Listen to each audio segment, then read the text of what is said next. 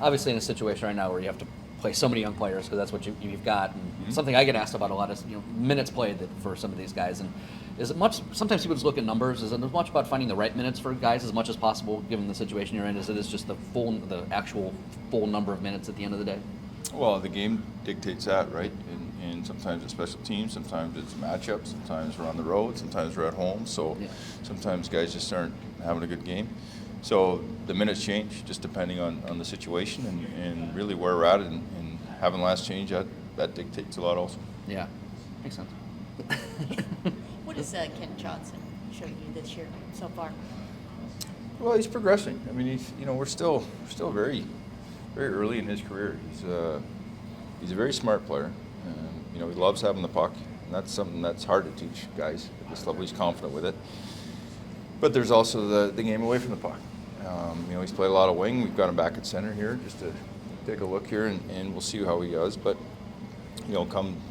with that comes a lot of responsibility and who you're playing with and who against. So, I think early in his career he's done a good job here of growing.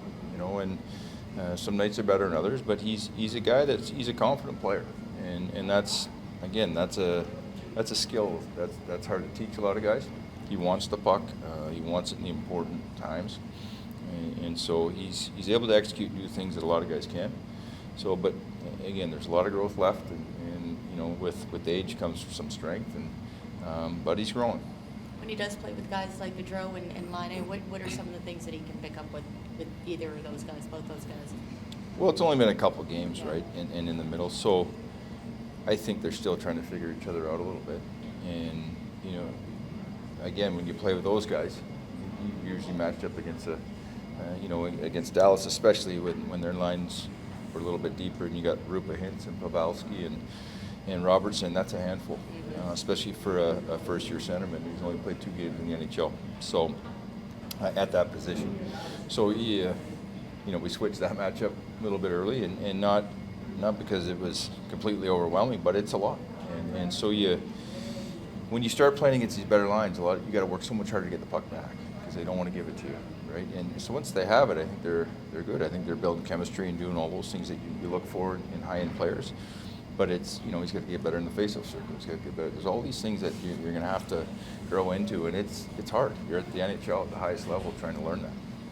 Adam Bonefish was skating on the ice, going through drills. He's going to play tomorrow. We'll see. Yeah, it's trending that way, but we'll see tomorrow morning. Nice to have a day where there might be good injury news with some guys that are kind of getting back. Well, we didn't play a game, so I'm hoping everybody got through last night through dinner and stuff, right? So I'll never say never at this point. We're a little thin, but that's what it is. Corp the same way. Corp's out there. It looks like he's. Yep. Yeah, he's progressing well. Again, we'll make that decision tomorrow.